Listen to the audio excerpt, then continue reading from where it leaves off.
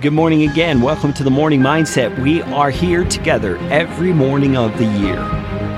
Yep, I said that right. Every morning of the year, you'll find one of these recordings to help you get your mind right as a believer in Jesus Christ. This is powerful stuff. We're talking about the truth of God every morning because the truth of God is truth with a capital T-R-U-T-H, right? It's the truth that governs all the universe.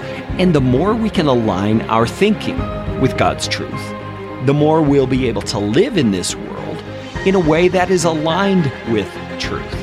That means we'll be living in as sane a way as possible because we're living according to God's reality.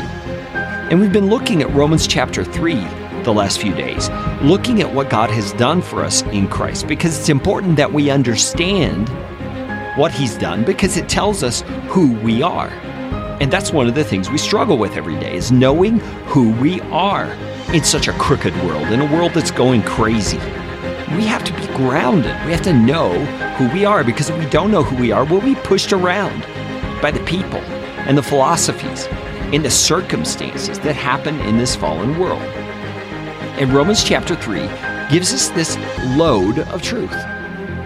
It says in verse 25 that God put Christ forward as a propitiation by His blood to be received by faith. And you see, we receive what Jesus has done for us by faith. And if that word propitiation is throwing you off, go back to yesterday's edition of the Morning Mindset. That would have been episode 289. And understand that Jesus has taken God's wrath for you. He has borne the penalty of your sin, and you receive the benefit of that by faith. And what is the benefit? Well, it's cleansing of your sin. It's being made just in God's eyes and being made righteous with the righteousness of God. And that, my friends, is who you are. Now, I know you don't feel it. I know you don't always even believe it, but that is who the God of the universe says you are. You are righteous. You are forgiven. You are just because your penalty, the penalty for your sin, has been paid. That's who you are. And God did this, it says in Romans 3:25 and 26, to show His righteousness.